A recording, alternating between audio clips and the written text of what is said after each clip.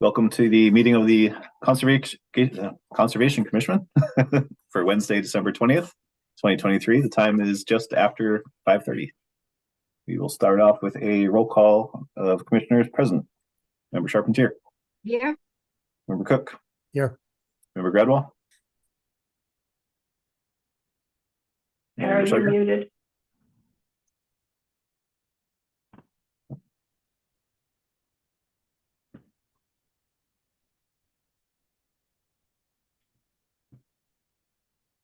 You hear, Barry? Yeah, I can hear now. Yeah. Great. Member Sargent. Here. Member Viteri. Here. Member Gullah. And Member Jackson. Yes, here. All right, so we have a quorum present. And I guess I have to read the as the recent amendments to the open meeting law allow, the Conservation Commission will continue to hold meetings remotely. Adequate alternative access to the meetings is provided through the Zoom link. As usual, continue to check the city's calendar and listen to the agendas for the upcoming Zoom meeting info and call-in information.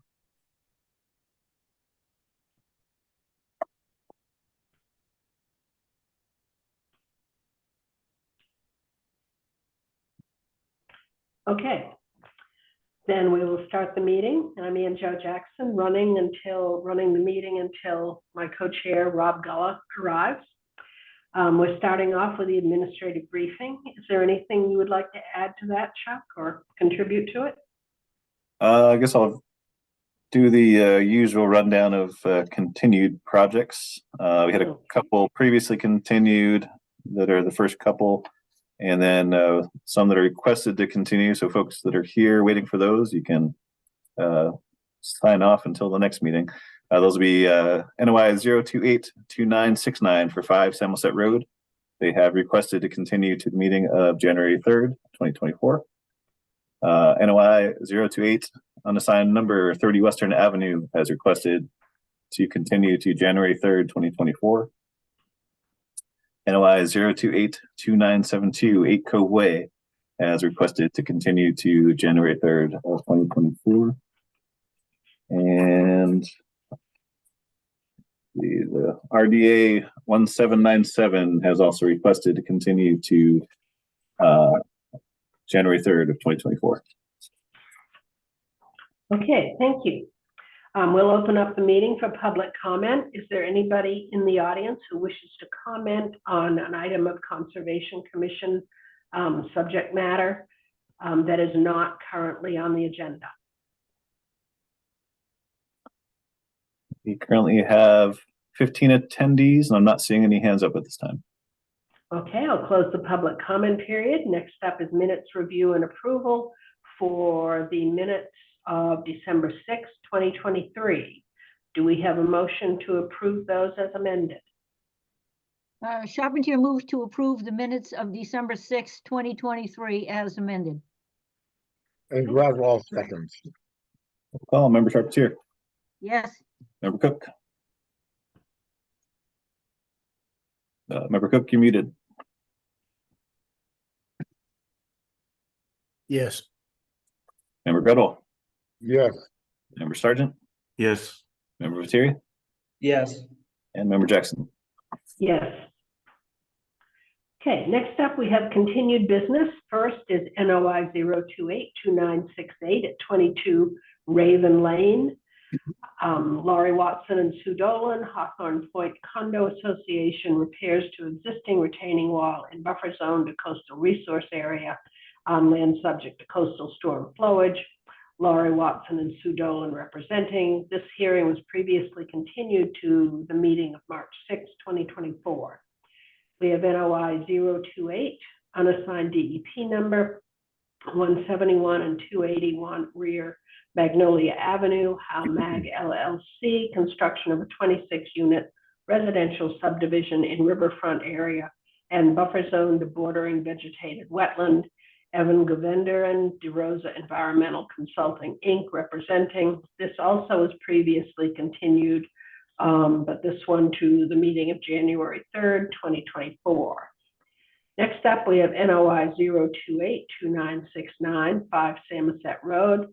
Laura Taramina, raise and rebuild single-family home in riverfront area and buffer zone to coastal resource area, represented by Bill Manuel, William Manuel, Wetlands and Land Management, Inc. And they have requested to continue to the meeting of January 3rd, 2024. Do I hear a motion? Yeah, Charpentier moves to continue NOI 0282969 at 5 Samoset Road to the meeting of January 3rd, 2024. Gradwell seconds. Roll call, Member Charpentier, Yes, Member Cook, Yes. Member Gradwell, Yes. Member Sargent, yes, Member Lettieri, yes, and Member Jackson. Yes.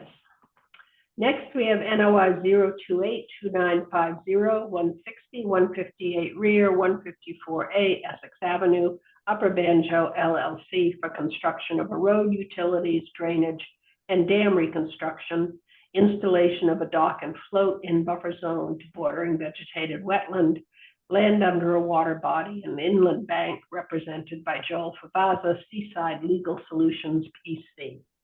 For the Do we have record, Mr. Commissioner Cook has to recuse from this. Good evening.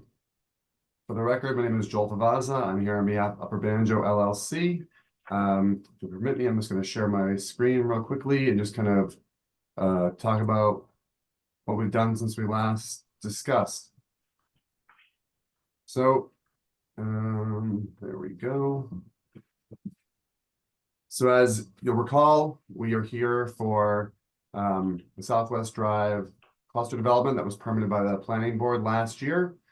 We have portions of the project that are in buffer zone to inland resource areas, particularly Upper Banjo Pond. We also have two BVWs on near the site. The proposed work is to repair or reconstruct the dam that's retaining the man-made pond, to improve the access road from Essex Avenue, install utilities and stormwater systems for the development itself, and install some recreational amenities by the pond. Just a reminder that all this is a large project. Only the stuff in yellow is jurisdictional. Everything that is gray is non-jurisdictional, and outside the buffer zone to any of the resource areas. As you can see, the project's been designed as much as possible to remain outside the buffer zone, and about 80% of the road is outside the buffer zone, and the majority of proposed house lots are outside the buffer zone, or if they're in the buffer zone, the proposed building envelope is outside the buffer zone. And the last thing is to remember that we are not permitting any houses or any driveways. We are permitting, at this point, we are permitting the roadway, the utilities, the drainage, the walking paths, basically the common elements of this project. Any of these house lots you see that have a house partially in a buffer zone, those will be back before you on a case-by-case basis, and they will each have to sink or swim on their own. Nothing you do tonight will permit those as a matter of right. They all must come back and get permitted. At the September 6th public meeting, there was a letter and also some testimony from one of the immediate abutters. She raised some vernal pool concerns, and the commissioners also had some concerns relating to the BMP3's proximity to the vernal pool. And so what we did was we went and had the pool flagged by Norris Environmental Services. Those are those kind of magenta-ish flags. And we reconfigured BMP3 in light of that. The reconfiguration was pretty basic. The first thing we did was we modified the design slightly, and then we pushed it more than 100 feet from the edge of the flagging of that certified vernal pool. And then lastly, we redirected its outflow instead of toward the vernal pool, toward BMP2, and BMP2 discharges into the pond. So as a result, this new design complies with the Stormwater Handbook standards relating to discharges, in that it's not discharging toward or near a vernal pool and is also located more than 100 feet away from it. The vernal pool itself receives primarily runoff from the south and the east, so nothing we're doing on that path you see to the north and the west is really going to impact any surface water recharge. And also the HydroCAD modeling we've done and submitted shows that groundwater recharge is also not affected. So basically, to oversimplify it, this vernal pool's not going to know about what we're doing 100 feet away, because nothing we're doing 100 feet away is going to alter its state. Another request we got from the commissioner was to talk about the buffer zone totals we have on site. There are 313,867 square feet of buffer zone on the site. We are altering just under 107,000 of it. However, about 85,000 of that 107 will be returned back to a pervious vegetative state. It's a lot of the BMPs and other common areas that may have to get disrupted during the construction of the project will be restored. It'll only be 21,444 square feet of existing buffer zone that's being converted to impervious surface and remaining impervious. I also want to point out again that this project preserves 883,000 square feet of open space. And of that 883,000 square feet of open space, which includes non-jurisdictional land, 89% of that remains unaltered throughout this project. These are some more resource area calculations. Obviously, the dam itself is in the resource area. And so we have a little chart here showing there'll be a temporary impact to land underwater of about 2255 square feet. No permanent impact, obviously. Once the work's done, it'll be restored. And there's also 20 feet of man-made bank on the downward side of the dam heading toward Essex Avenue, and that's being removed. But honestly, right now it's like a man-made culvert basically, and it'll be a vegetated grassy area afterwards. So although it's a permanent impact to a resource area, it's a man-made resource area, and at the end it'll be probably better off. And then the seasonal float, which is the little dock we're going to put down to let people launch some kayaks, that has less than a square foot total of temporary impact each year. It'll be held in place by basically these corkscrew looking things that screw down into the mud, hold it in place, and then before the frost comes, it gets pulled back out. These are the performance standards. We talked about these last time. If you have any questions, we go through them again. But basically, what's driving us here is this dam has to be rebuilt. This is probably $1 million project, and to come up with that money, the applicant is going to develop out these lots, raise some money through sale. They'll get the money necessary to do the repairs, and then there'll be 25 lots under a homeowners association that'll pay dues and be in charge of maintaining it. So there's 25 people paying in, or 25 lots paying in to continually maintain that dam. The dam itself, funny enough, is actually a limited project, despite what one may think looking at it being, well, the dam's the biggest deal. It actually qualifies as a limited project. The focus more here for a permitting standpoint seems to be the stormwater.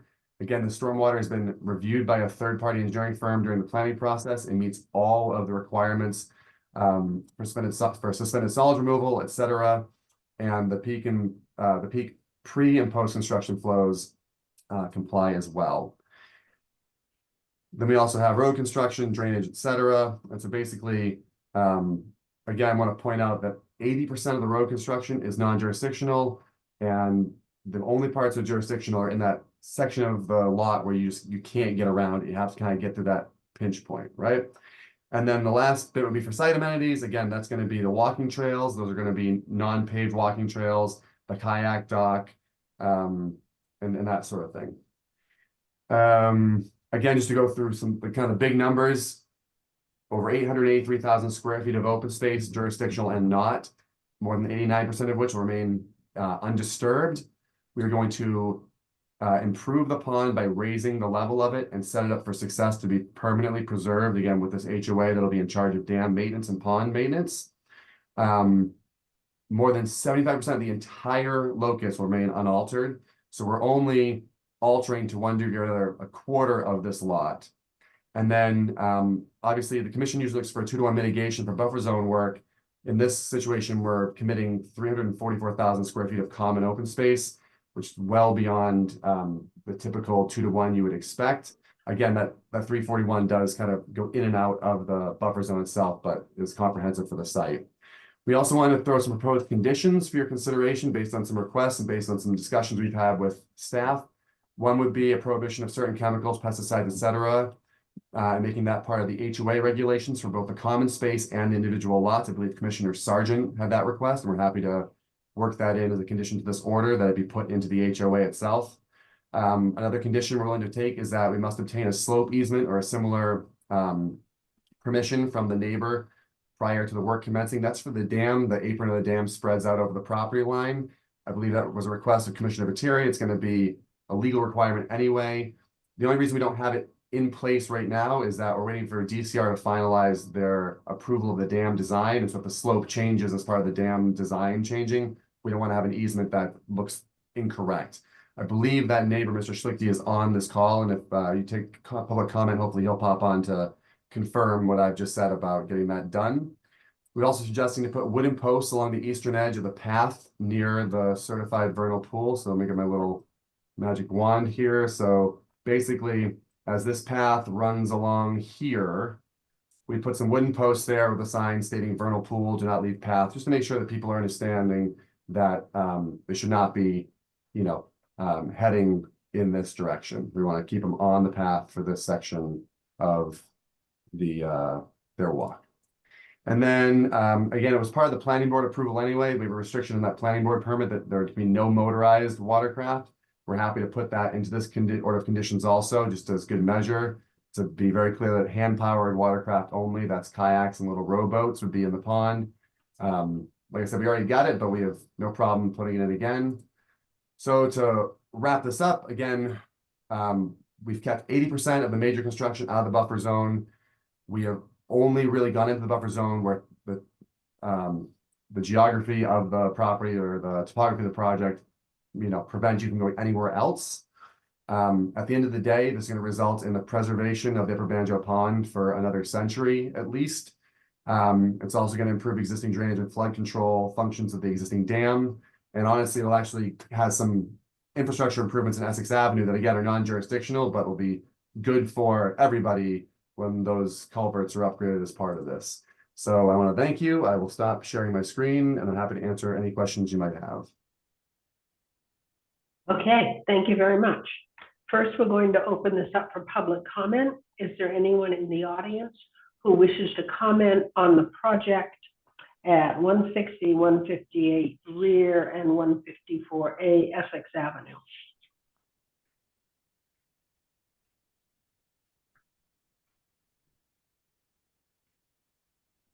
Muted. Looks like Commissioner Gola has joined us. Yes, my apologies for the late start. That's all right. Looks like we have 14 attendees and 2 hands up. The first is Camille Vicente. Hi, can you hear me? We can. What would you like to say? Name and address for the record, please. Camille Vicente, 158 Essex Ave.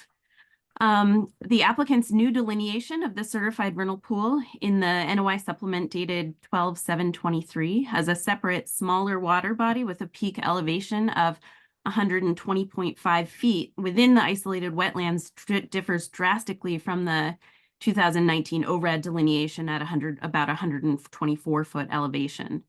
The isolated wetlands is a resource area that was delineated and approved not once but twice in a formal ORAD in 2011 and again in 2019, which listed site conditions as unchanged other than a flag or 2 adjusted. This delineation falls at an elevation of about 124 feet on the maps.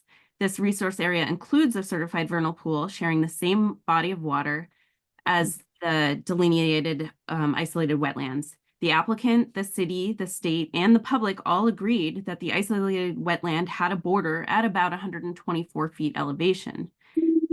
These wetlands and the certified vernal pool share the same water, thus for the protection of the wildlife habitat therein and around, the 100-foot buffer from the ORAD delineation of the isolated wetlands should be used, not the buffer from the applicant proposed delineation. According to the guidelines for the certification of vernal pool habitat, Division of Fisheries and Wildlife, March of 2009, updated again in October 2020, in the section on vernal pool boundary, the shallow edges of the vernal pool are the most ecologically valuable portions of these habitats. The isolated wetlands is very clearly a basin which has an egress at the northern point of the vernal pool where the water level reaches 124 feet elevation. That allows the water to drain down the hill into Upper Banjo Pond. BMPs 2 and 3 still fall within this ORAD delineated buffer, and the stormwater plan should be revised. I urge protection of the most valuable part of the property. This is a cluster development which should cluster the development and protect the most vulnerable lands with an undisturbed, naturally vegetated buffer. Altering the buffer and its trees will be detrimental to the vernal pool. On the city GIS, the natural resource protection overlay denotes all of this land as core habitat and critical natural landscape. By augmenting the Wetlands Protection Act with our local bylaws, the Conservation Commission can protect the CVP to the greatest extent possible in conjunction with the project by not allowing construction and diversion of drainage within 100 feet of the isolated wetlands, which shares the body of water with the certified vernal pool. As seen on the vernal pool D1 map submitted recently by the applicant, the majority of the water flow to the vernal pool from all lands west of the wetlands would be diverted by the development, and its drainage plan will severely alter the available water to the vernal pool. Perhaps after the development, the water level high mark would be down to 120 feet, but at current, its high level mark is much closer to the 124 feet elevation during the spring season of inundation and even after heavy rains off season. The stormwater checklists in the NOI are dated January 14th, 2020 and October 26th, 2021, and neither address standard 6 critical areas. Has a revised DEP stormwater report listing the critical areas of the CVP been submitted? Per table CA2, standard 6, section 3, has the habitat evaluation been performed? And do the BMPs meet the performance standard? In the Wetlands Protections Acts, the reference to the vernal pool boundary in 10.572A6 says the boundary of a vernal pool habitat is that which is certified by the Division of Fisheries and Wildlife. Has this new boundary provided by the applicant been certified? The surveyor identified a potential vernal pool in the letter, not a certified vernal pool, and wondered if this was just suggesting potential boundaries. Where the pink markers delineating the vernal pool fall over water, how do you differentiate the vernal pool water at 120.5 foot elevation from the isolated wetlands water when that water level rises and is at 124 feet elevation? That water body is connected. If the applicant disagrees or seeks to change delineation, there would need to be an updated ORAD. Thank you very much. Okay, thank you. We have somebody else wanting to comment?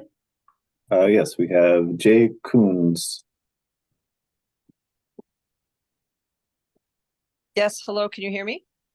We can. Hi, my name is Jennifer Coons. I live at 28 Edgewood Road.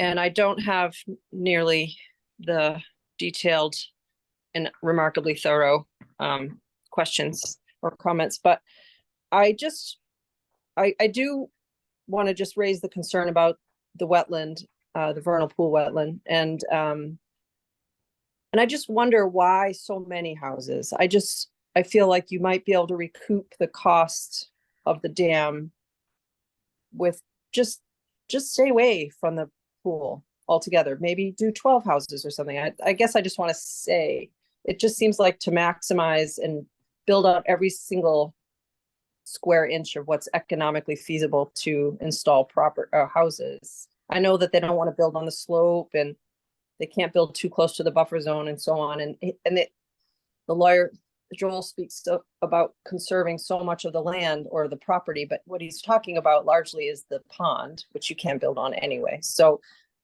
he makes it sound amazing that they're conserving all this land and not building on so much of the buildable land. But it kind of looks like they're putting houses, as many as they can squeeze in. And so for my 2 cents, I just would hope that maybe they would consider building less houses. I know it's probably just asking a lot, but those are my 2 cents. Thank you. Thank you. Is there anyone else from the public wishing to comment? Looks like we have another hand up, Mrs. DeHai. Hear me? Hello. We can. Name and address for the record, please. Hi, Mrs. Lee DeHai, 250 Western Avenue, Gloucester, Mass. In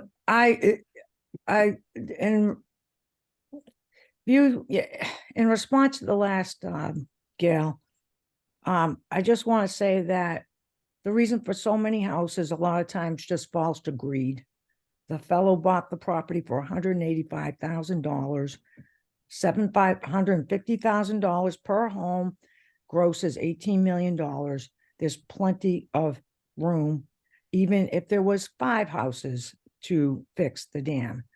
I looked at the geo map that I really am thankful that the Conservation Committee has on the website, on their webpage.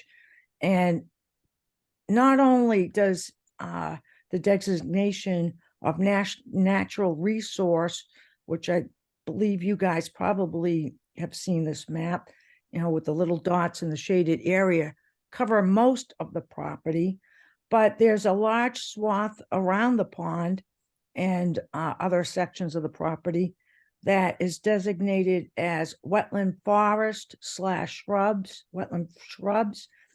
And there's a part of the property that's under, I believe, and Mr. Shade can correct me on this, says national, national wetland, resource. There's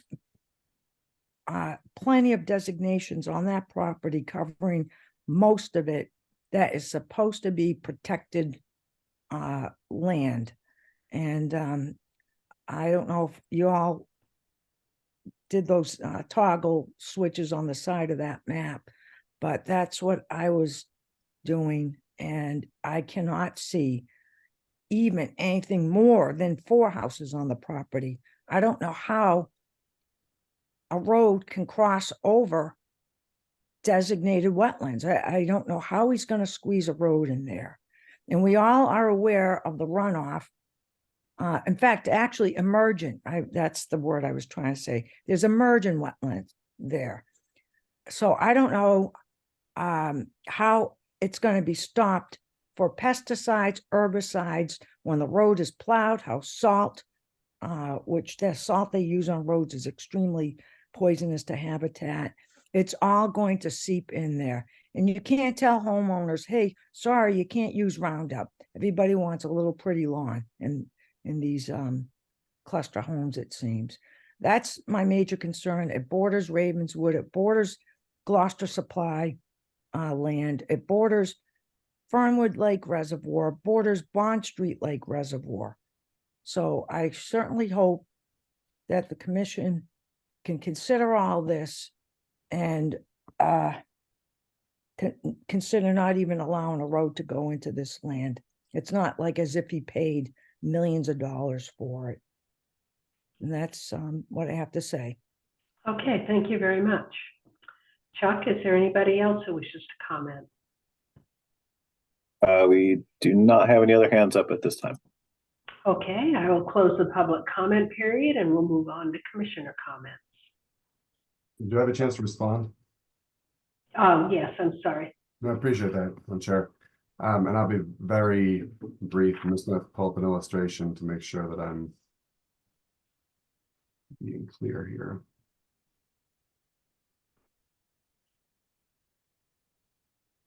Okay, so just to make sure we focus on what is actually happening here. First off, we are permitting 0 houses tonight.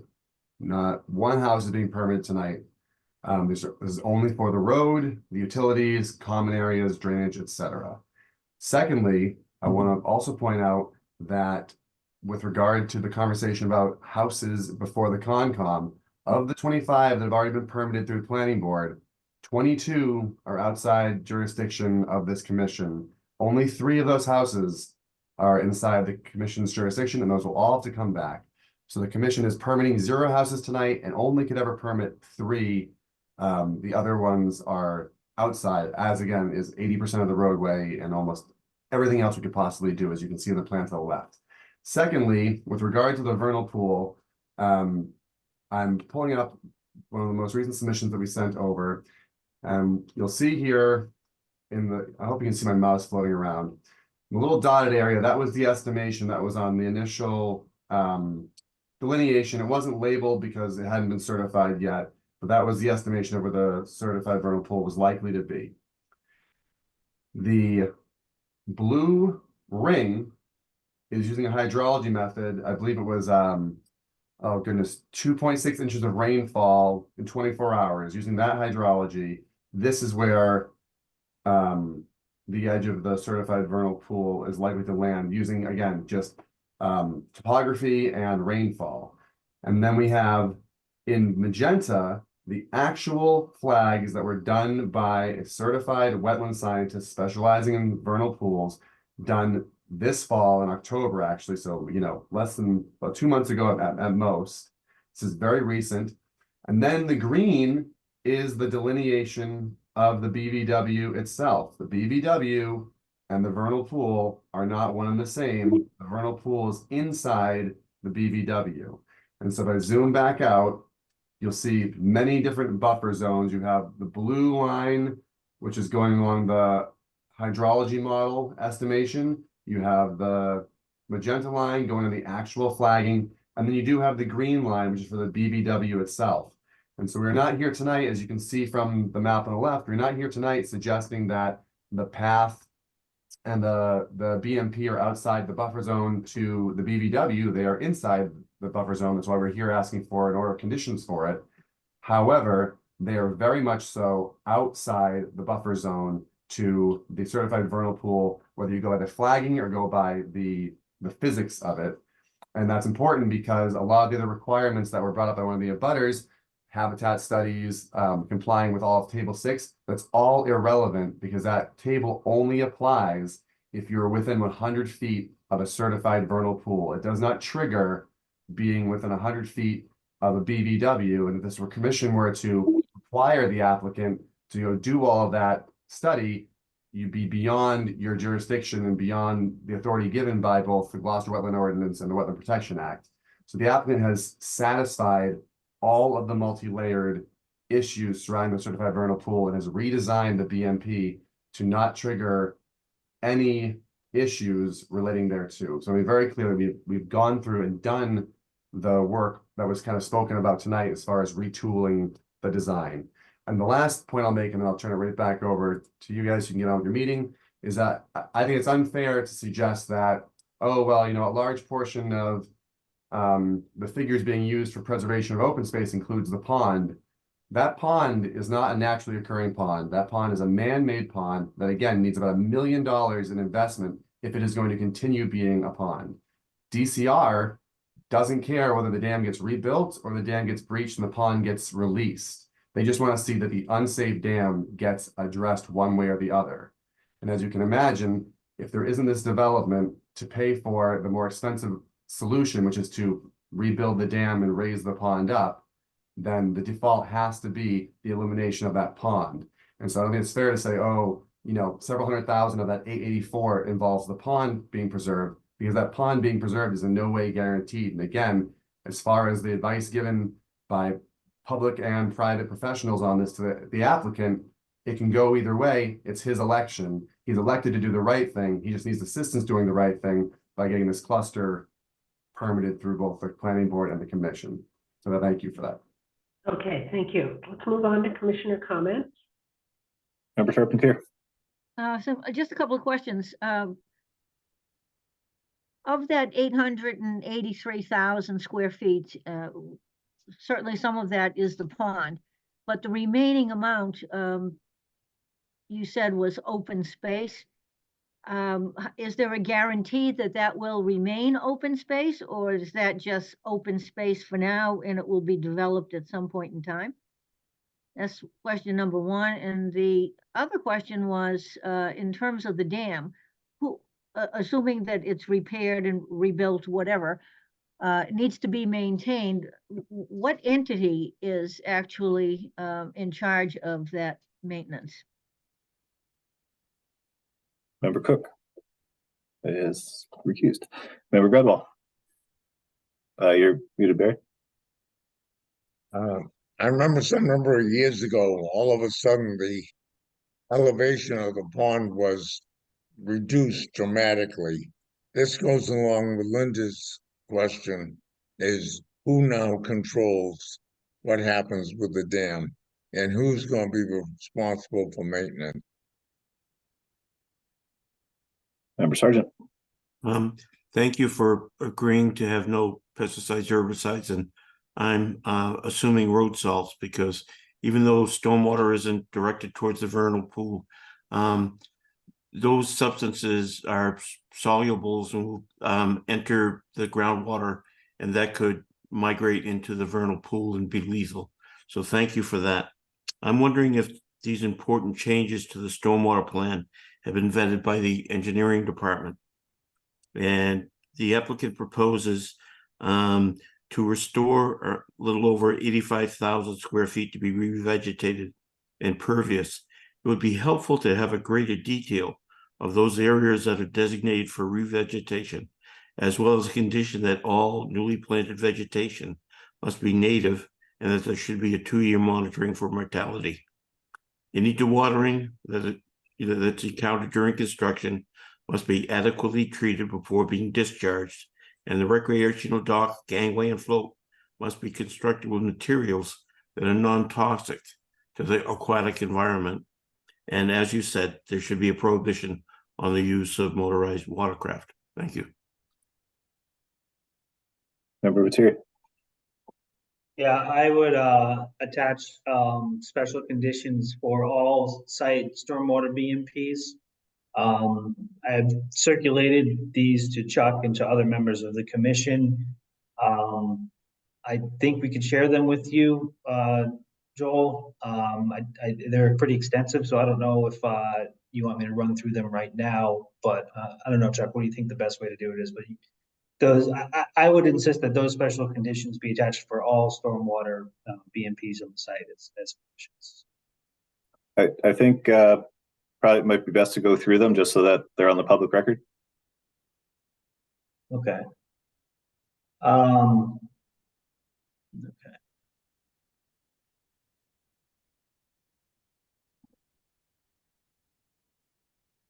They're extensive. Okay. Let's see. For stormwater BMP, so all construction and post-construction stormwater management shall be conducted in accordance with Department of Environmental Protection stormwater management policy and is approved by the commission in the order of conditions. 2, all stormwater best management practices shall be maintained as specified in operation and maintenance plan. Evidence of maintenance of the stormwater system shall be provided to the commission on a semi-annual basis. This condition shall be noted on the certificate of compliance and shall continue in perpetuity. 3, the operation and maintenance plan shall be recorded by the applicant and or owner in the land records in the applicable registry of deeds. 4, catch basins shall be inspected and cleaned on a semi-annual basis. After each inspection and cleaning, the inspector shall provide to the commission written confirmation that the inspection and cleaning were conducted. This condition shall be noted on the certificate of compliance and shall continue in perpetuity. 5, an annual maintenance report shall be provided to the DPW and Conservation Commission by June 1st of each year, reporting on the maintenance and operation procedures which have been met for that year. This condition shall be noted on the certificate of compliance and shall continue in perpetuity. 6, during construction, all drainage structures shall be inspected regularly and cleaned as necessary. 5, beginning with the construction of the drainage system and continuing in perpetuity thereafter, the owners of the roadway parcel shall maintain the roadway and drainage system in accordance with the following schedule.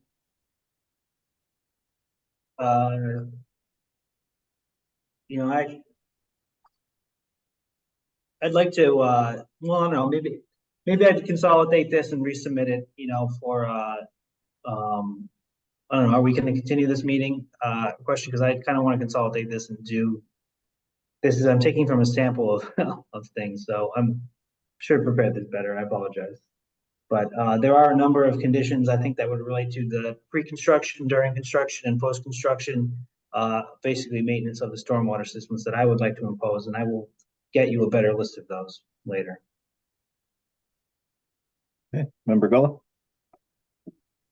I would agree with everything else that was said. In addition to, I have a pretty strong concern about that pier. If there's not going to be boats, there's no need for a pier, in my opinion.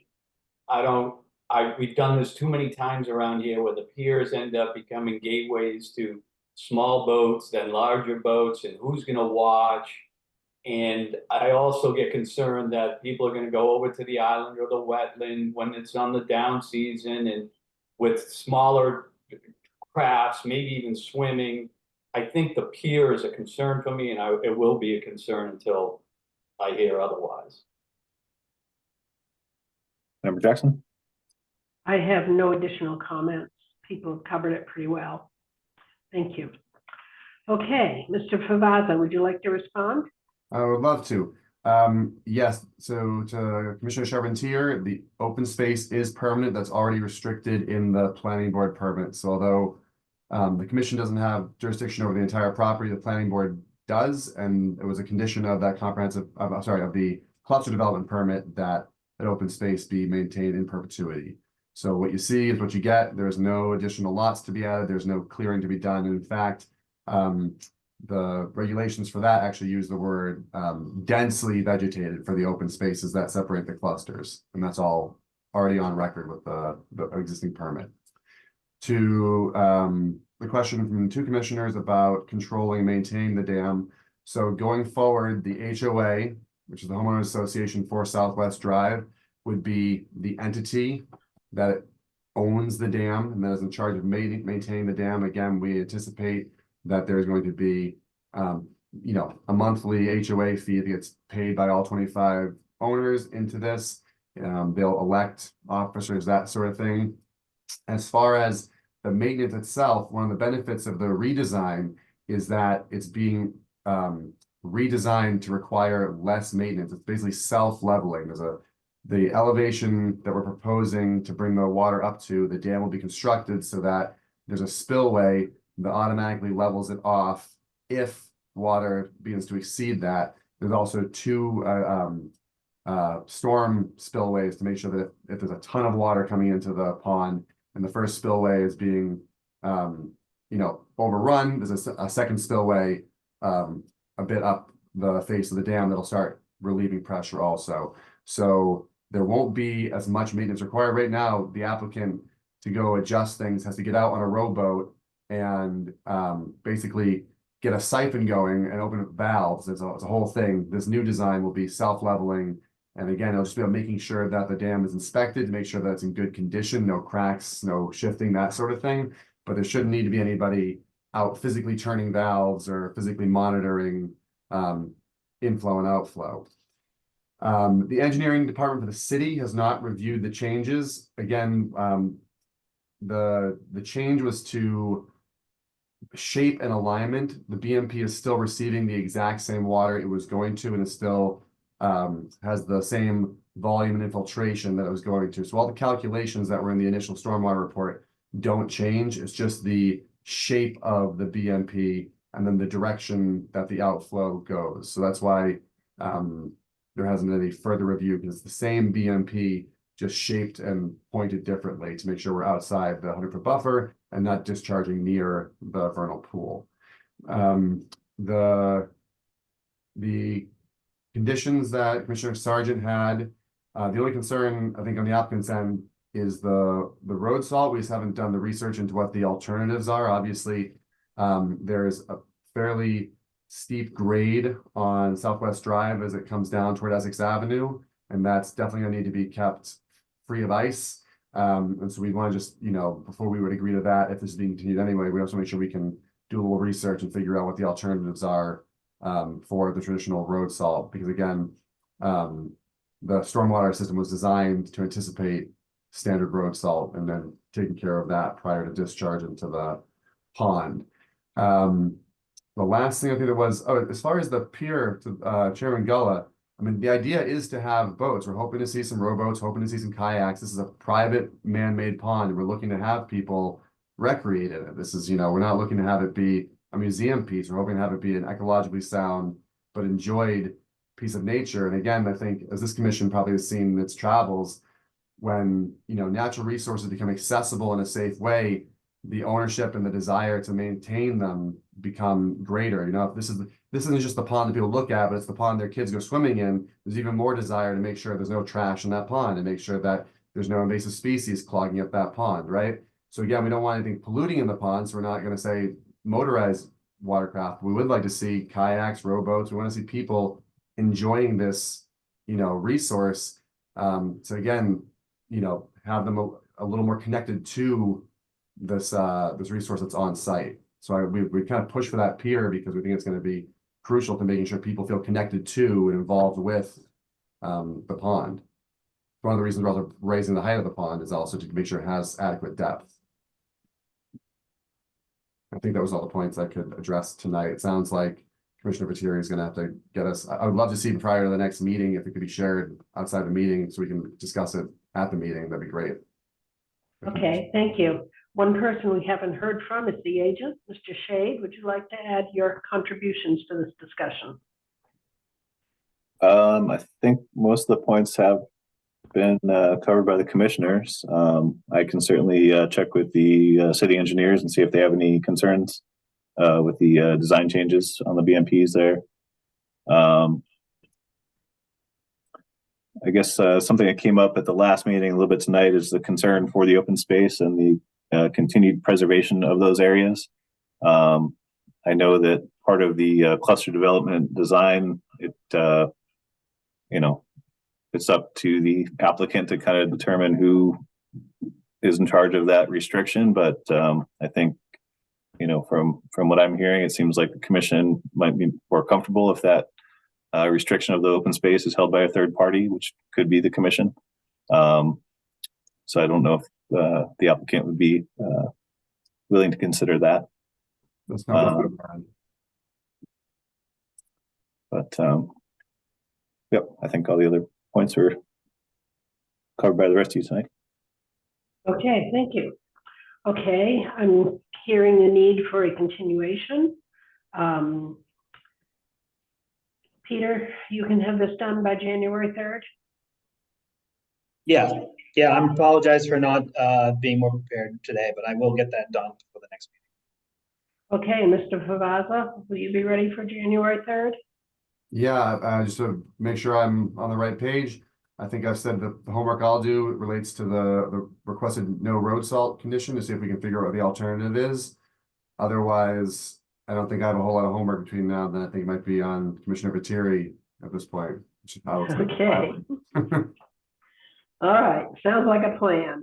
Okay, can I hear a motion to continue 160, 158R, and 154A Essex Avenue to the meeting of January 3rd? Charpentier moves to continue NOI 0282950 at 160, 158R, 154A Essex Avenue to the commission meeting of January 3rd, 2024. And Gradwell seconds. Roll call, Member Charpentier. Yes. Member Cook. Oops, sorry. He's He's recused. Member Gradwell. Yes. Member Sargent. Yes. Member Viteri. Yes. Regula. Yes. And Member Jackson. Yes. Okay, Rob, why don't I just do the next two since they're both going to be continued and then let you take over? Sure. Yeah, for the Okay. record, Commissioner Cook is returned. Excellent. Okay, next up, we have NOI 028 unassigned DEP number for 30 Western Avenue. Joseph Talty, repairs to existing seawall and coastal bank, land subject to coastal storm flowage and buffer zone to coastal resource areas represented by Kevin Talty. There has been a request to continue to the meeting of January 3rd, 2024. Charpentier moves to continue NOI 028, no DEP number at 30 Western Avenue to the commission meeting of January 3rd, 2024. And Gradwell seconds. Call, Member Charpentier. Yes. Member Cook. Yes. Member Gradwell. Yes. Member Sargent. Yes. Member Viteri. Yes. Member Gula. Yes. And Member Jackson. Yes. And next is NOI 0282072 at 8 Cove Way. Kevin Borselli to raise and rebuild a single-family home in riverfront area represented by John Judd of Gateway Consultants, Inc., with a request to continue to the meeting of January 3rd, 2024. Charpentier moves to continue NOI 0282972 at 8 Cove Way to the commission meeting of January 3rd, 2024. And Federal seconds. Roll call, Member Charpentier, Yes, Member Cook, Yes. Member Gradwell, Yes, Member Sergeant, Yes, Member Lettieri, Yes. Member Gullah, Hughes, and Member Jackson. Yes. Okay, Rob, it's all yours. okay, next up would be notice of intent 28-29 at 7456 Granite Street. Suzanne Genovese with an addition to a single-family house, removal of above-ground pool and concrete patio in land subject to coastal storm flowage. Dave Fanning representing. Hello, David Fanning, joined by Sue Genovese, 56 Granite Street. Hello, sir. Hey, I guess we can kick it right off here. It was asked of us from Peter to provide a schematic of what was going to replace the concrete that we were removing. I emailed that over to Chuck. I believe you should have that now. If not, I can provide that. And then the other ask of us was to provide the grade to ensure that the living space on the very first floor was in, the code or whatever the standards are. Basically for that part, when we initially went to the zoning board and got our special permit, we did not have to, or were not informed to get our land graded at that time. So I spoke to our surveyor who's actually doing it this week. So my ask, I guess, here is if we can resolve any of the other questions, if we can maybe move forward with a contingency so that we don't have to return to the meeting, but I guess we can kind of discuss the rest and maybe go from there. Okay, well, let me open up for public comment first, see if there's any public concern, and then we can discuss moving ahead. So what I'd like to do is anybody right now, anybody in the public who wishes to speak for or against the project at 56 Granite Street, you may do so by hitting the raise your hand button at the bottom of your screen or hitting *9 on your phone or handheld device. We currently have 10 attendees present, and there are no hands up at this time. Okay, seeing none, hearing none, I close the public comment period.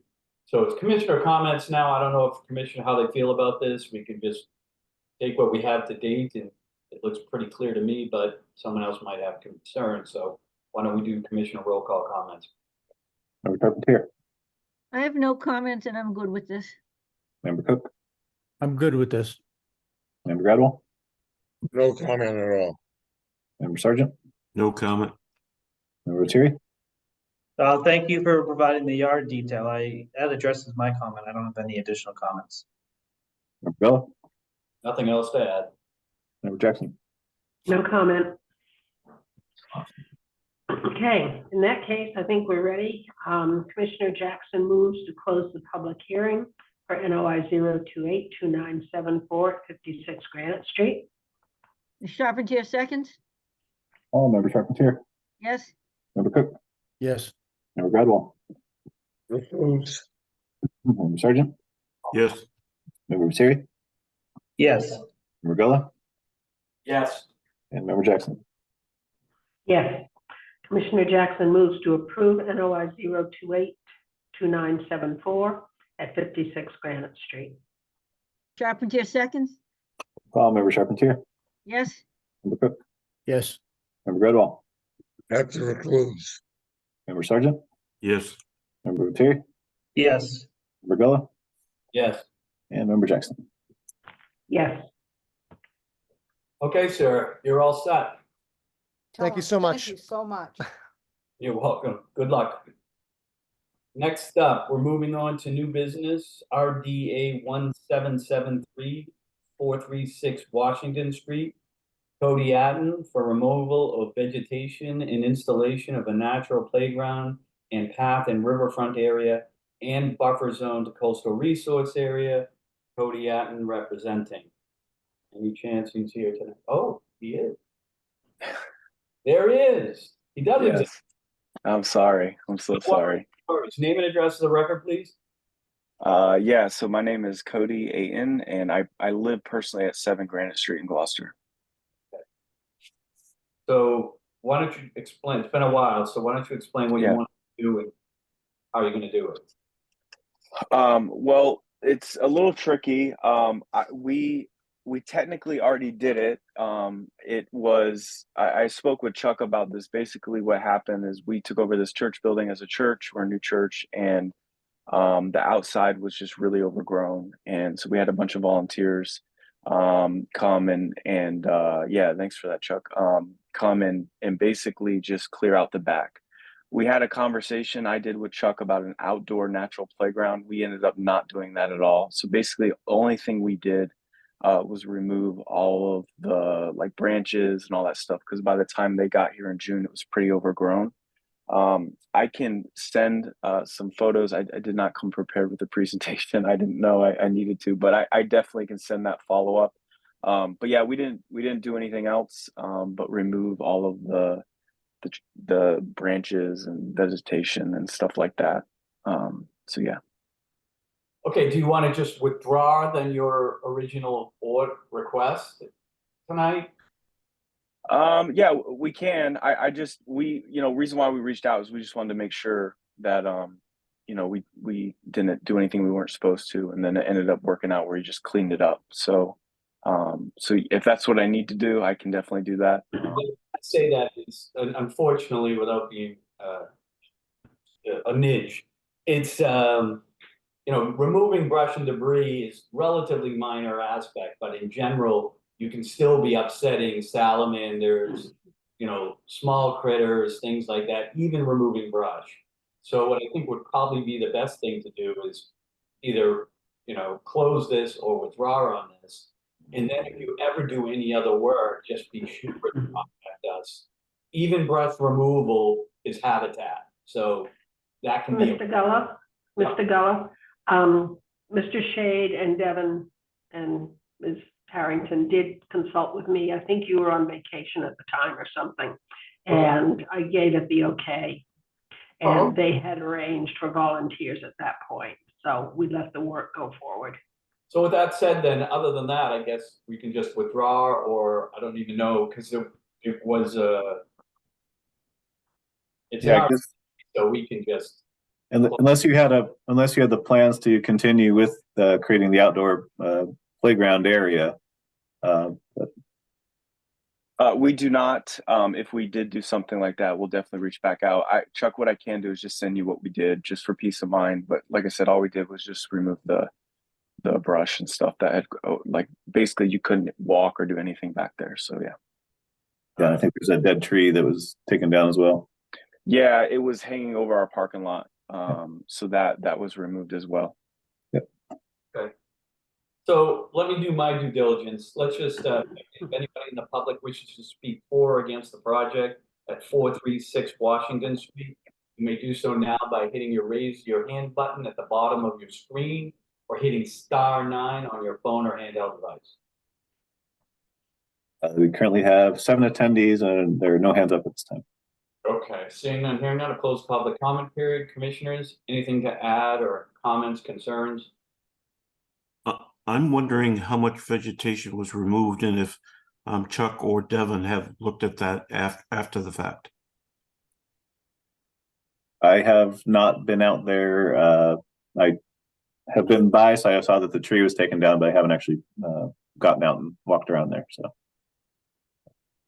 Well, Did you also remove sort of the debris, like cinder blocks and other stuff that was in there that was in the photos? So I believe you're referring to, so that area was basically a foundation for some sort of prior building. We didn't touch that. Yeah, we didn't touch that at all. okay. Well, anybody else have any other comments? I mean, other than withdrawing, what would be the next? Do a positive. We can't do a positive on this, obviously. So we do a negative. Well, can we do a negative determination without the playground? Yeah, there we go. And just As part of it, just do a negative determination. That covers the fact that they did remove the brush. right. And say, we recognize that, and they were given permission to do it, so we approved it. But they're not gonna put the playground in. Sounds like a good play to me. Chuck, you okay with that? yeah, Devin and I can make a visit out there and just make sure everything looks stable. That'd be great. Okay, Commissioner Jackson moves, excuse me, for a negative determination. No, Commissioner Jackson moves to close the public hearing for RDA 1773 at 436 Washington Street. Charpentier seconds, Roll call, Member Charpentier, yes, Member Cook, Yes. Member Gradwell, Yes, Member Sergeant, Yes. Member Viteri, Yes. Member Gullo, Yes. and Member Jackson. Yes. Commissioner Jackson moves for a negative determination for RDA 1773 at 436 Washington Street. Charpentier seconds, Roll call, Member Charpentier, yes, Member Cook, Yes. Member Gradwell, yes, Member Sergeant, Yes. Member Viteri, Yes. Member Gullo, Yes. and Member Jackson. Yes. Okay, sir, you're all set. Thank you for coming. Yeah, if anything else comes up, just make sure you go through Chuck again. Have a good night. Next up, extension 028-2608, 677 Western Avenue. Construction of a construction of a SH. What is that? Sorry, it should be a SFH, single family home. Okay. Single family home in buffer zone BVW, Steve Callis, Joseph Miletto, EXP Realty, Coastal Homes and Living. Is he here? I see a Joe in the audience. You raise your hand, Joe, if that's you, Joseph, that's here for this project. I guess I can allow him to talk here briefly. Yo, here it is. Hello? I'm Hello? here. Can you hear me? Yeah. Name and address for the record, sir? Yeah, I'm Joseph Militello. I live at 241 Argilla Road in Ipswich, Mass. Oh, okay. All right, so you're looking for an extension of the, Yes, I represent Mr. Callis. Mr. Callis, he was the one who built and subdivided the initial parcel at Lawndale Circle in Magnolia called Magnolia Heights. He had acquired this parcel during that time and just sat on it and knew and wanted to at some point develop a single family home on this site. We had had this property under agreement with a couple of engineers from Hayes Engineering, and they were under contract with us subject to them getting all their approvals to build a single family home on this parcel. They received a septic design and that was approved by the Board of Health. And they also received an order of conditions from the Conservation Commission. But what they never did and what we still have to do now is get approval to get the road built. From my understanding, the planning board wanted a full-blown road built between the two homes where you can see this parcel coming in off of Lawndale Circle where the 40-foot future access road is, opposed to coming in from Western Avenue, which would have been a major wetlands crossing. So I've just kind of taken over this thing for Mr. Callis because we want to try to get the road approved and get a single family home on this parcel before any more expirations take place. We did have the septic design was up for expiration, but I was able to get that extended from the Board of Health, and the septic design is now good until November 9th, I believe, 2024. So we're looking for an extension of the order of conditions in order for us to go before the planning board to try to get the road approved in order to be able to build a single family home. And we would very much appreciate the board's understanding. We didn't anticipate being in this position at this point in time. okay. We usually do want to, there's a bigger reason to go further. Is a 1 year acceptable? I hope so. It would be greatly appreciated, believe me. And my intention is, but I just don't know how long the planning board's going to take to approve the road. So that's our only issue right now. Obviously, we want to get the road approved in enough time to get everything done, before another expiration takes place. Right. Makes sense. I would say, just to let you know, sir, I have gotten a lot of calls about the concern in that area for that project in terms of stormwater management and some structures being there. So I would look deeper into that as well, make sure that doesn't. Well, yeah, and we have, and we, you know, we have had opposition to it. I was the one who originally sold all those homes at Lawndale Circle many years ago. And I told every single person and gave everybody an entire plot plan of that entire subdivision showing where that future lot would be. I made full disclosure to everybody at the time. It's been many, many years now, though, since I sold those homes, and all those people have been there. And a lot of those homes have actually turned over to different residences. But yes, we understand that there is going to be quite a bit of input from the planning board in the construction of this road. And I'm sure a lot of issues are going to come up that we're going to have to deal with, but hopefully we're going to get there and just build one nice, very beautiful single family home back there that goes along with all the rest of the homes in that subdivision. Okay, excellent. Well, first I'll open up for public comment. Anybody in the public wish to speak towards the project at 67 Western Avenue may do so by hitting the raise your hand button at the bottom of your screen or hitting *9 on your phone or handheld device. We currently have 5 other attendees, and there are 2 hands up at this time. The first is Amy Graves. Hi, Amy Graves. I'm at 12 Lawndale Circle. I'm an abutter to the property. I'm also president of the Magnolia Heights Homeowners Association that manages the detention area and common areas, including the future access road. It's deeded to the property. And I will, first of all, just listening to Mr. Militello, one note, I know I'm not the first owner, so I wasn't around for the original sale. But when I bought my home in 2009, there was more than one property planned for back there. And I was told that they were going to be part of the development, and I was buying a corner lot. So as of right now, 677 Western Ave is not a part of the subdivision. And however, it holds the easement for our detention area, which is also privately we're responsible for privately. And I'm very concerned about what kind of plans are going to be taking place there when they have this easement on their property that ties directly into the wetlands.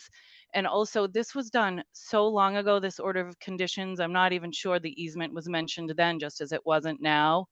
And we are privately and financially responsible for the detention area and the easement. And so we are watching this project very closely because of the financial impact it has on our neighborhood. We want to make sure it's done correctly. And we already know that zoning denied them access from Lawndale, and that they did need to go to planning. But we've been having this conversation now for 6 years, and this sort of conditions was done so long ago. There's been other activity back there since then. This just seems like it's dragged out for so long, and there's no way they're going to have this done in a year. There's no way. There's so many more things that need to be investigated than he's seeming very callous about it to me. There's the issue of the detention area itself and adding more property to it. Again, we're responsible for that privately, and adding, we don't know enough about it to know, like, can it take on more properties? Are they doing the drainage correctly? All of that. So I just feel strongly that they need to start over and really look at this with a bigger picture. It impacts us greatly if not done correctly, on top of the fact that originally the Hayes Engineering had issued 2 different orders of conditions, one accessing from 677 and then one from Lawndale. And they've been playing games with this for a while now, and I just feel like it needs a much bigger review than Mr. Militello is making it seem. Okay, thank you very much. Okay, so May I respond to those comments? Briefly, please. Thank you. There's no real need to call anybody callous. I'm not trying to be callous. That's not in my nature at all. And we're talking about building one single family home. My client doesn't own any more land over there. We have no other motives to do anything else other than to construct one single family home. I don't know about easements regarding the retention area and how that applies to this parcel. It's nothing that I've omitted on purpose. I have no knowledge of what you're talking about. I do know that, again, it's going to be a great expense to whoever develops this parcel or builds the home there, not develops the parcel, in order to put the road into the planning board specifications. And we don't even know what that's going to be yet, but I'm sure they're going to take into consideration storm drains and water and so forth. I'm not a callous person, and all I'm trying to do is do the best I can for my client, who's Steve Callis, and all he wants to do is sell this parcel to somebody so they could build a single family home for themselves. We're not looking to disrupt the Magnolia Heights development in any way whatsoever. Understood. Okay, so our typical extension.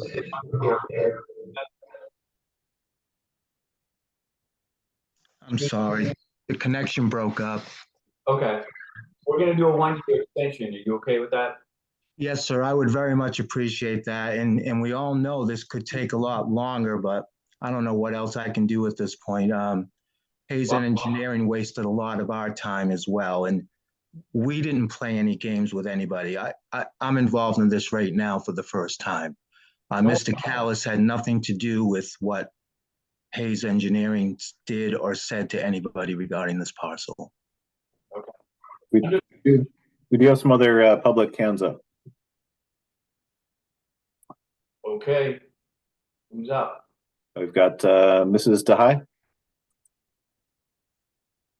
Hello? Hello? Okay, good. I'm glad you can hear me. Lee DeHai, 250 Western Avenue, Gloucester, Mass. One of my questions is that it looks like, again, there's wetland, an emerging wetland crossing the entire parcel, it seems, from Western Avenue. Part of that is dark green with lines through it. I'm not sure if that designates a critical habitat. Chuck Schrade, I'm sure, could answer that. And it has quite an area of wetland buffer. A question I have is this going to be accessed off of Longdale Circle? Or is it going to go through this critical habitat? That's one question. Two, seems like there's a triangle according to the geomap that looks like there's no wetland and it's not in the wetland buffer. Does Mr. Callis know the square footage of that, and how big of a single family is this going to be, and will the single family overlap onto the wetland buffer? Those are my concerns. Okay. Just to cover that briefly, we're here to do an extension, that's it. We're not here to review drawings, we don't have anything to review at this time. So we're really just here to do the 1-year extension. So unless anyone has any more comments related to an extension, we're gonna move on and vote on this as is. You got another hand up from a phone number. Again, we're here for an extension.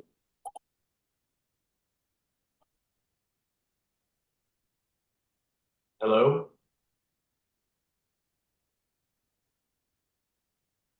Hello? Hello, can you hear me? I can.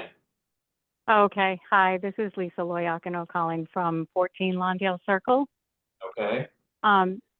So the only comment I have to make is that Mr. Melatello was the original broker on the subdivision of Magnolia Heights Homeowners Association, and is fully aware that there were 2 future access roads that we did all receive as original owners to the subdivision.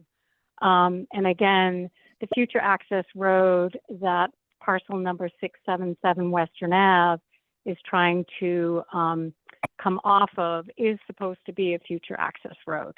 So if you look at the original subdivision plans, you'll see that in the design. So that would be their secondary access to that, that access point, but their frontage is on 677 Western Ave. Okay, let's try this one more time. We're only here to discuss an extension. Anyone else wish to call in or talk about the extension may do so now. Anyone else? Amy Greaves has her hand back up again. This is not a good way to gain favor, I'll tell you that. Go ahead. Yeah.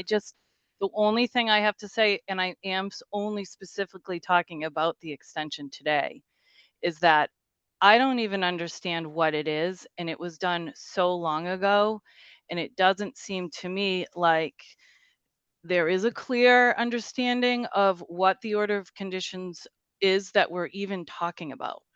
And I don't know that the easement that exists on the property at 677 Western Ave was even taken into consideration originally. So I just am concerned that a 1-year extension of the same existing order is not going to be enough to satisfy the 6 years of change and conversation and understanding that we've developed over time regarding our responsibility as a homeowners association and our liable and financial impact on anything that may go wrong from our drainage area to that easement and the conservation area around it. I am no expert. I don't know enough. And I just feel like it doesn't sound like the original order is enough to feel confident that we can move forward. And I don't know what 1 more year is going to do. That's all. You sure? You're good? Okay. Yes, sir. So again, this is an extension. Most people may not know this, so I'll do it quickly, is you have every applicant who puts in for an order of conditions has the ability to ask for up to 3 years extension. We don't like to go 3 years because we like to keep our eyes on the project. So we tend to push for just 1 year's extensions so we can watch and see if it develops. There's already an order of conditions or some document in place that they'll have to provide back to this commission, so you'll all have a chance to review. If Mr. Callis decides to do something, it will rotate back to the commission for a review before, I would hope, before their order would expire in the future. So we're here only, again, unless commissioners have anything else to add. This gentleman's looking for a 1-year extension. Anyone, commissioners, have comments before we wrap this up? Roll call, Member Charpentier, No comments. Member Cook, No comments. Member Gradwell, No comment. Member Sargent, No comment. Member Viteri.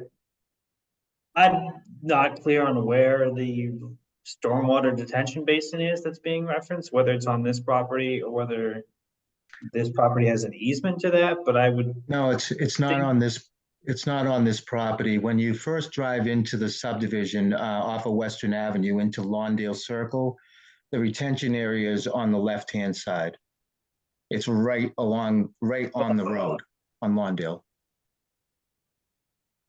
Regardless, from what I understand, there's already an approved order of conditions, and I don't have any comments on an extension. I'm fine with 1 year.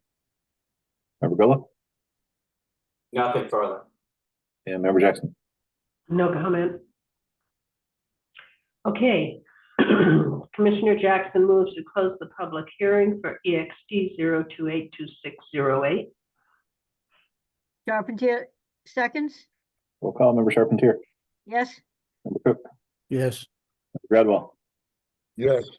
Member Sargent, Yes. Member Lettieri? Yes. Gullah? Yes. And Member Jackson? Yes, Commissioner Jackson moves to approve a one-year extension for 0282608 at 677 Western Avenue. Charpentier seconds? Roll call. Member Charpentier? Yes. Member Cook? Yes. Member Gradwell? Yes, Member Sergeant? Yes. Member Lettieri? Yes. Member Gullah? Yes. And Member Jackson? Yes. All right, sir, you got a year. Thank you thank you very much. I'm sure I'll be seeing you again in the future. Okay, thank you. Thank you. Next up. We're moving on to, wow, we got a, what are we looking at? An AMD and an extension all wrapped into one? Yes, an extension and also an amendment. Obviously, we'll need to vote on those separately. So we'll go with amendment and extension of 0282707, 1 Folly Point Road, Barry Goldman and Margaret Franklin, to amend to reconfigure footprint of the structure in riverfront area, extension of OOC for 0282707, Joel Favazza at Legal Seaside Solutions representing. Good evening again. Once more, for the record, my name is Joel Favazza. I'm an attorney at Seaside Legal Solutions, 123 Main Street, here on behalf of Margaret Franklin and Barry Goldman, the owners. There are no easy ones, but I'm hoping this one's, not too bad. So it sounds like a lot. We're looking to extend and modify, but we think that the request actually is pretty basic because we're looking to do less in buffer zones and less in resource areas. So this was originally permitted through you back in April 2021, had over 12,000 square feet of riverfront alteration and direct alteration to the coastal bank, bordering land subject to flooding, and then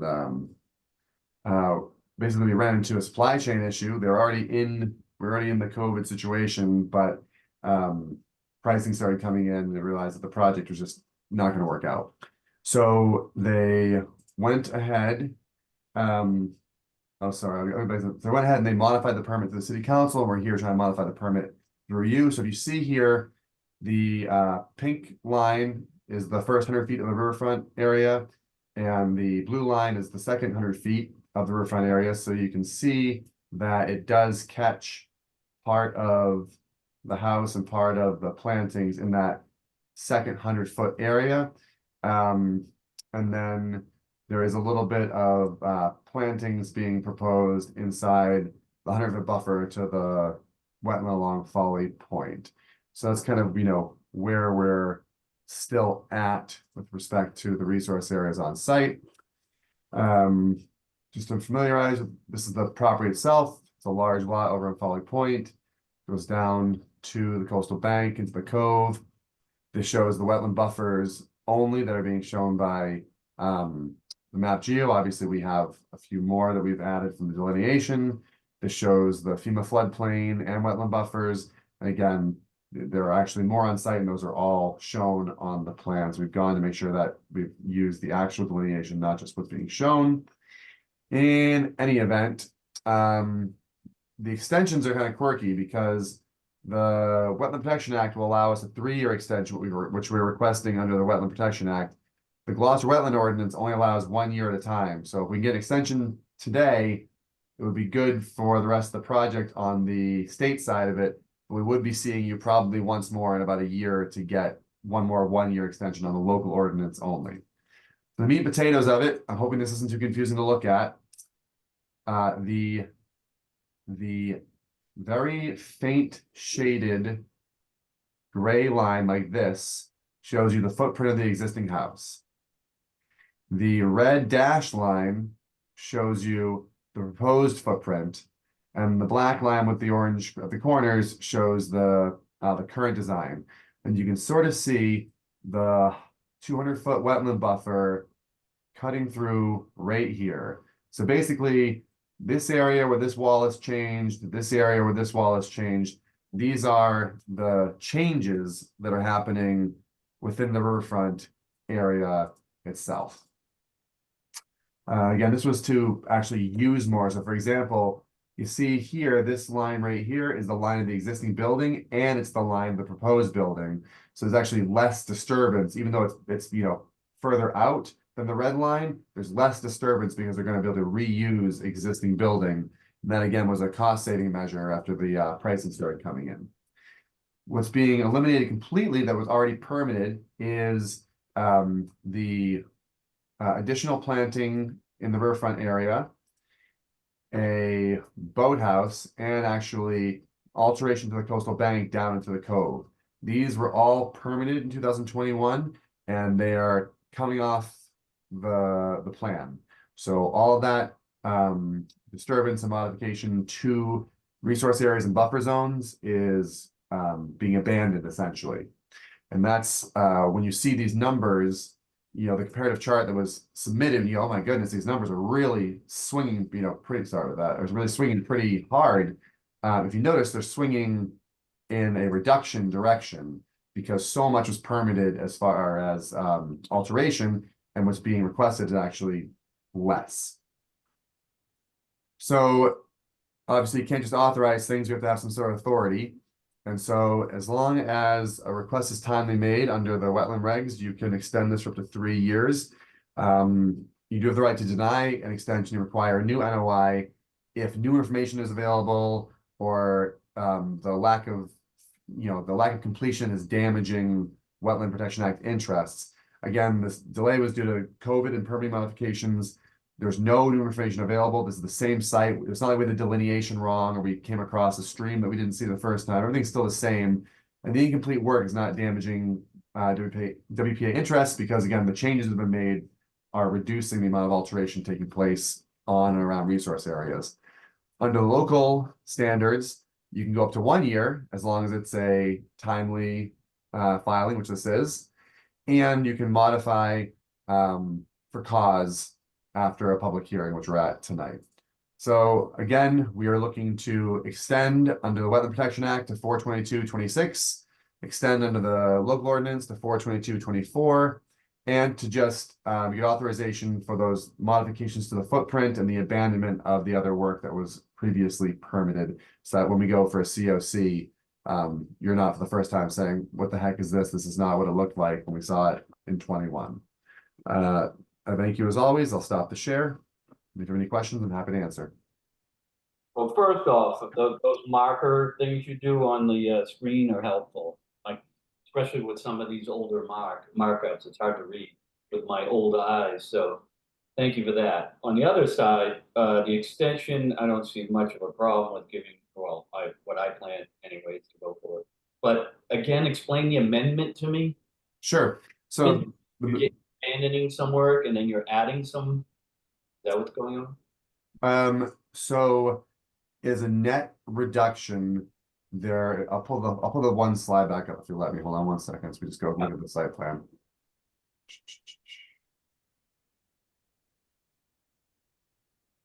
So you have right. So there's some portions here. So for example, again, pulling that little tool out. So this was the original permitted footprint, right? And you have portions here where the footprint is going to come out like this because it's already there. So this was going to be the demolition of part of a building and an entirely new foundation at this point.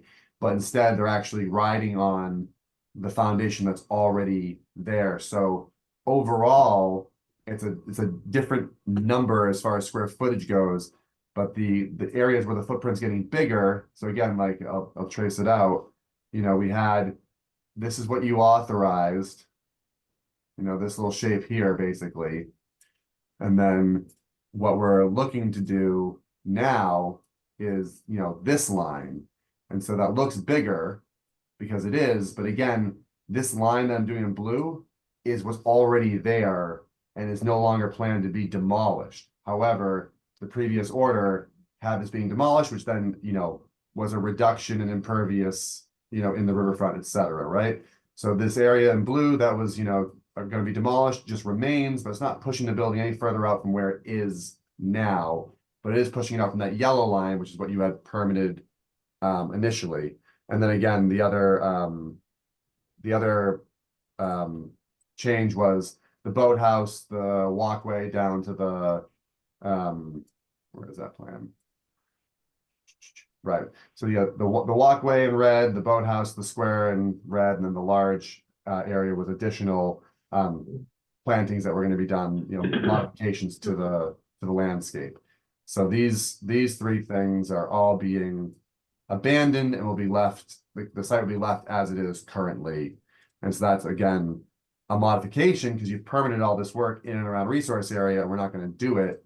But it's a reduction for less work. So we're hoping that's okay. Okay, I think I got it. All right. Well, let me open up for public comment. Does anybody wish to speak for or against the project at 1 Folly Point Road? If so, you may do so by hitting the raise your hand button at the bottom of your screen, hitting *9 on your phone or handheld device. We currently have 2 attendees present and neither hand are up. Okay, seeing none, hearing none, close the public comment period. We can move on to roll call commissioner comments. Member Charpentier. Yeah, I have a problem with this. I mean, I just don't see, you're asking for an extension for the OOC for a particular project. That's fine. But that's not the project that you really want to do. You want to do this amendment. So why don't you come in with a new project? To me, this is just a muddy mess. Just saying. Keep going, Chuck. Member Cook. Else to add, Linda. Member Cook. What's that? Do I just don't see how you can ask for an extension on a project and not complete the project, but you want to do another project and you want to modify that. So why don't you just come in with a new plan and a new project? Close out the old one. Okay. Okay. Member Cook. Anything? Yeah, the only thing I'm having a hard time looking in the old drawings to see where those bump outs that Joel says are currently existing. I'm just trying to find them on an old plan that shows them there. And just to clarify in my own mind that we're not approving additional work inside the buffer. I don't have a problem with the extension, but. Member Gradwell. No problem with the extension, but I think that this is a different operation altogether. You want to make this many changes, then file it as this many changes and go ahead. More or less, I'm saying same thing Linda is. Member Sargent. I agree with the earlier comments, and with those bump outs that wasn't calculated before, you're actually adding impervious surface that wasn't calculated previously. And I'm also uncomfortable with the loss of mitigation plantings that you're proposing. I would also have no problem with an extension, but this seems like we need to look at this as a different project. Member Viteri. Yeah, I kind of take the opposite idea. I don't see anything that prevents us from considering a modification and an extension at the same time. My question is, nothing's been done for work yet, so we're still dealing with existing conditions, right? And if that's the case, can you show in the area that's around the house area, you showed the foundation and the building for the modification in comparison to the existing one. Can you show the landscaping in comparison to what's existing and not what was previously approved? Member Gullah. Yeah, I agree with everyone. I think the extension isn't an issue. I think we just need a separate filing or a separate drawing or just better detail of the amendment. Either do an amendment or minor modification, or do something. It's just too confusion, I think, for the board at this time, the way it's put forth at this time. Member Jackson. Yeah, I have 2 comments, and both of them will display my current understanding of this, and I'd like confirmation whether I'm right or wrong. I'm treating this as though this were two applications. An amendment that we then approve or not approve, and then an extension to get that amended application done. It's just as though you did this in two separate meetings, one and then the extension 2 weeks later or something. Okay, so that's my first point. My second point is, from what I'm hearing, and I'm a little confused by the plan, you are not extending towards the riverfront within the buffer zone in any area of your construction. If I could have clarification on those 2 points, the separation of church and state, as it were, and the not extending towards the riverfront anywhere, I would appreciate it. Okay, Mr. Vavazi, you're up. Sure thing. I'm gonna throw the plan up one more time to make sure that we can all see it. So the concerns I'm hearing about this being, you know, an entirely different project, it's entirely different in that they're just doing way fewer things, right? This was, you originally permitted the demolition of a single family house and rebuild a single family house and major landscaping alterations inside the riverfront and a boathouse and coastal bank alteration. And we're just saying those last 3 can come off. No coastal bank alteration, so just something we're not doing. No boathouse, so there's something else we're not doing, and no major landscape renovations inside of the riverfront. So it's not like we're trying to do a bunch of new things. We're just saying, hey, you know, 3 of the 4 things you permitted, we just don't want to do anymore because this project is just getting, you know, out of whack. And so we're looking to just do the same idea of demo and reconstruct. We're looking to preserve foundation. So forgive me, I think it was Commissioner Cook. So if you look closely at this, if you can see the gray hatching in this area, that shows you existing footprint, right? It's the faint line. You can sort of see it in here also, right? That's the existing footprint. It's shown on this plan. It's the gray line, right? That's the existing condition.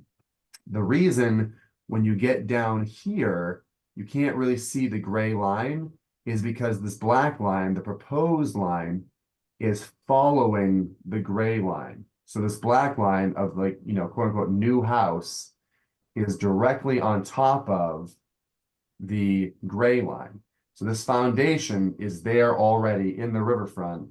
And whereas before the plan was to demolish it, tear it all out, and put a new foundation in along this yellow line, what they're saying now is, hey, we don't need to tear this existing foundation out and put something new. We're just going to renovate where we're already at. And so this foundation exists. The house exists. It's renovating within the footprint of the house, which is different than what you had permitted. So again, yes, this is a bigger footprint inside the riverfront, but it's the footprint that exists. And yes, this sounds like we're changing a lot of things, but the changing is all in the direction of doing less, not altering the coastal bank, not building the boathouse, not doing the major landscape renovation, not tearing out the foundation and putting a new foundation on the riverfront. We're just looking to reuse what is there. And so to Commissioner Jackson's question, yes, I would agree that this is 2 separate things. One is, you know, we're looking to extend the existing order. And then also we're looking to amend the order to reflect the modified design. And again, the question of, you know, why not come with a new filing? Well, obviously, as you understand, new filings are much more onerous than a modification.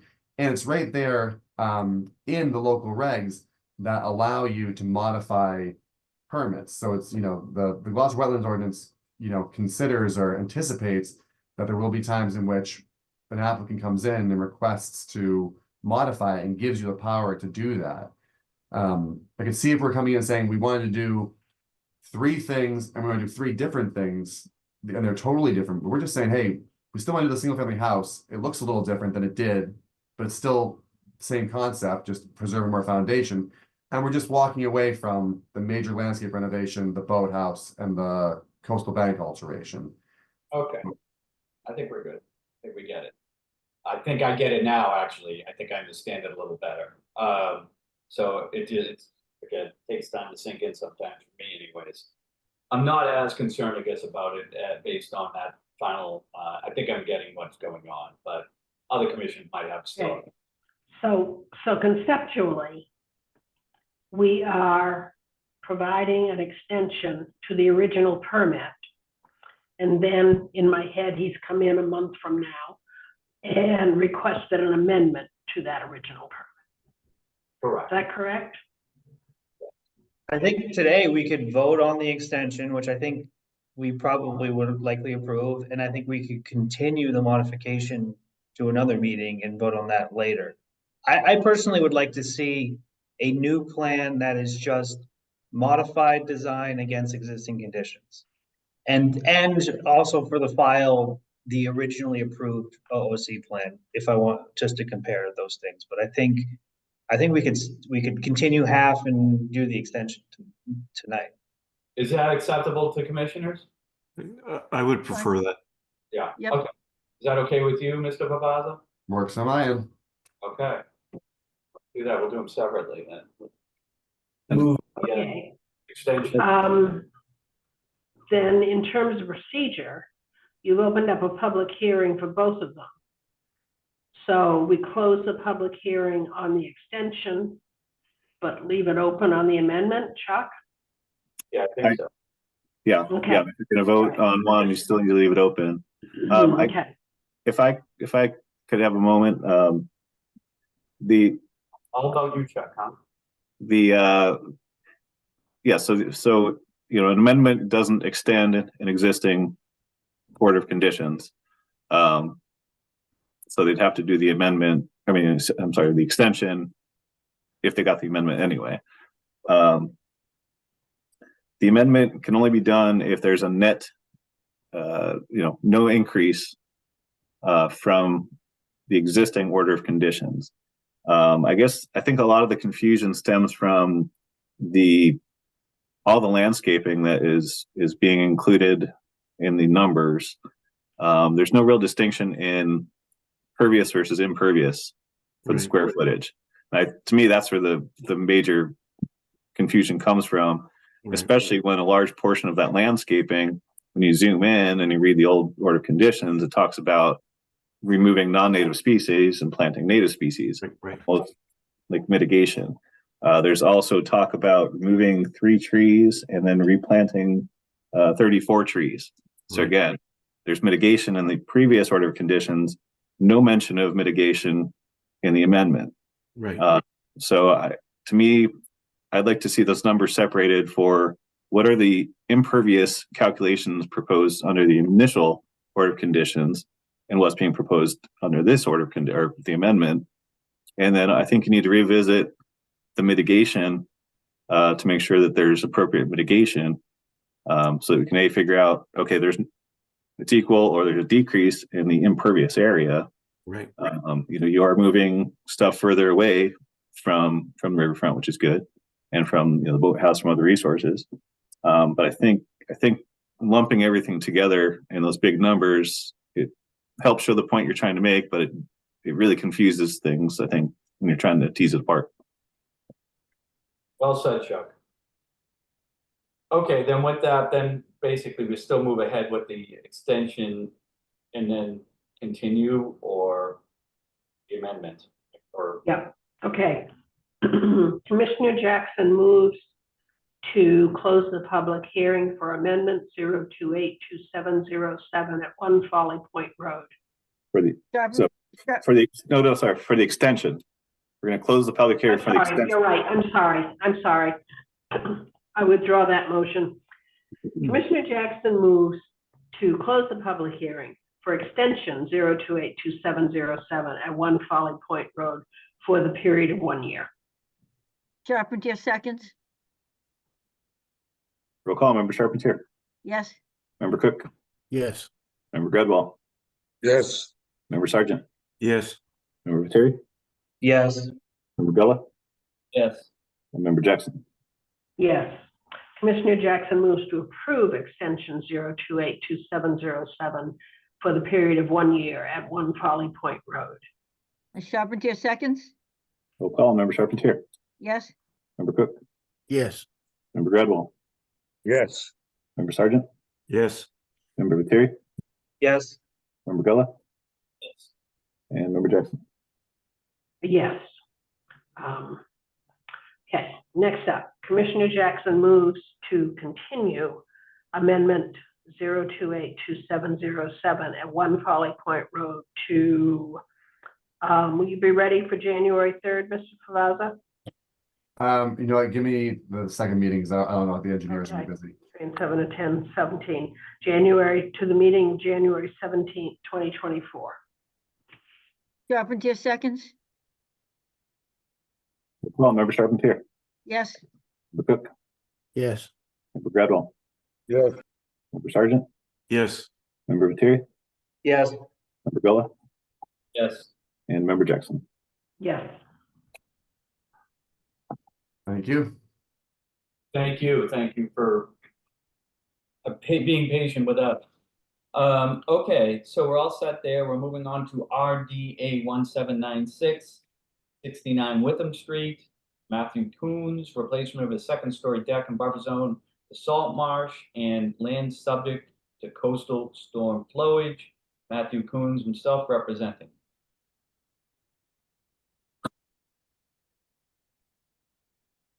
Hello? Should be promoting to panelists now. Remember, this is an RDA.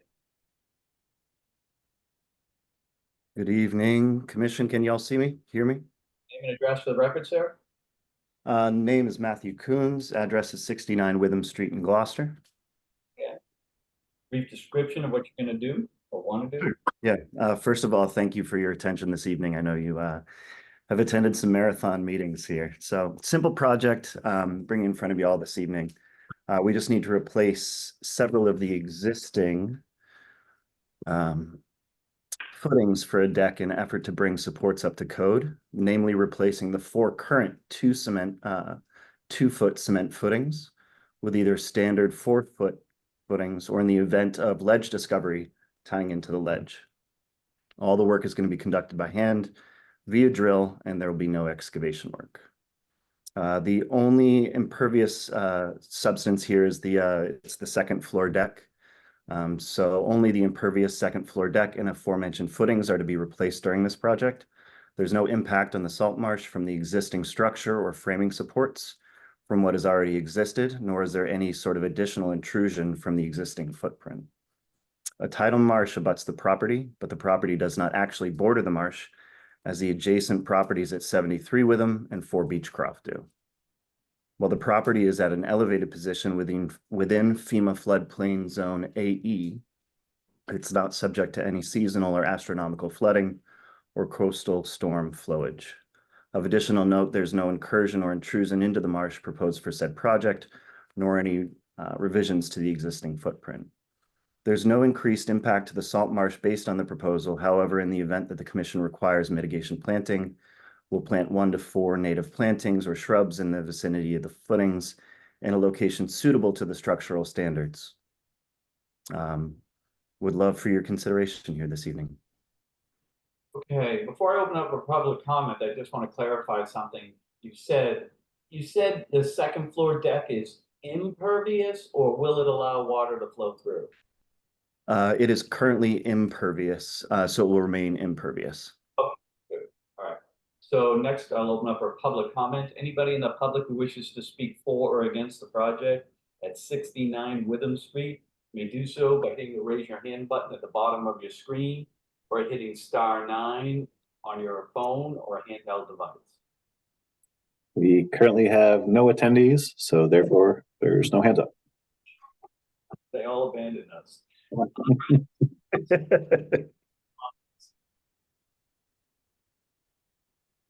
Chuck, you want to move on to roll call comments? Yep. Member Charpentier, No comments. Member Cook, No comments. Member Gradwell, No comment. Member Sergeant, No comment. Member Viteri, And when you say you're replacing the 2-foot footings with 4-foot footings, that's 4 feet down to the ground, 2 feet, they're currently 2 feet into the ground and they're going 4 feet into the ground, or it's lateral? 4 feet into the ground. Great question. Yeah, so it's just going in a similar orientation as to how they are now. Member Bella Nothing, no further questions. and Member Jackson. No comment. Okay, with that then, unless someone else, Chuck, you have anything to add? We're good to go? I'm good to go. Closing here. Okay, Commissioner Jackson moves to close the public hearing for RDA 1796 at 69 Witham Street. Charpentier seconds, Roll call, Member Charpentier, yes, Member Cook, Yes. Member Gradwell, Yeah. Member Sargent, Yes. Member Viteri, Yes. Member Gullah, Member Gullah, Yes. and Member Jackson. Yes. Commissioner Jackson moves for a negative determination for RDA 1796 at 69 Witham Street. Charpentier seconds, Roll call, Member Charpentier, yes, Member Cook, Yes. Member Gradwell, Yeah. Member Sargent, Yes. Member Viteri, Yes. Member Gullah, Yes. and Member Jackson. Yes. All right, sir, you're all set. Perfect. Thank you all. Appreciate it. Have a good night. You as well. So we have one RDA left, and that is continued to April 3rd, 2024. They request a continuation. Commissioner Jackson moves to continue RDA 1797 at 5-Way Road, Nicholas Foley, for installation of a driveway and buffer zone to bordering vegetated wetland, represented by Abby Manzi, DeRosa Environmental Consulting, Inc., to the meeting of January 3rd, 2024. Charpentier seconds, Roll call, Member Charpentier, yes, Member Cook, Yes. Member Gradwell, Yes. Sargent, Yes. Member Viteri, Yes. Member Gullah, Yes. and Member Jackson. Yes. All right. Anything else to add, Chuck? I'm just glad we got Angie out of here with 6 minutes to spare. You did. I'm impressed. Oh, Have a you hard got a damper on your night if that happened, or day. Absolutely. Chuck, before we close, could you get the woman's name with the Vincent of its? She sounded very well versed with the Banjo Pond project. I don't know if you get her paperwork. You know, if she had a lot of good things I think to say in there, and if she could either, I guess I could pick it up on the recordings, but I'd rather read it off paper. If she'd be willing to give me her notes or us the notes she listed. Vincent? Yeah, I'll try to reach out. She has submitted public comments before, but I can see if she can. Yeah, if she can. Send me a link But or she, yeah. Okay. All right. Wish everybody a very, very Merry Christmas and a Happy New Year. All right. Absolutely. Everybody stay safe. thank you, Barry. Thank you, Thank Barry. everyone. Right back at you. Okay. Commissioner Jackson moves to adjourn.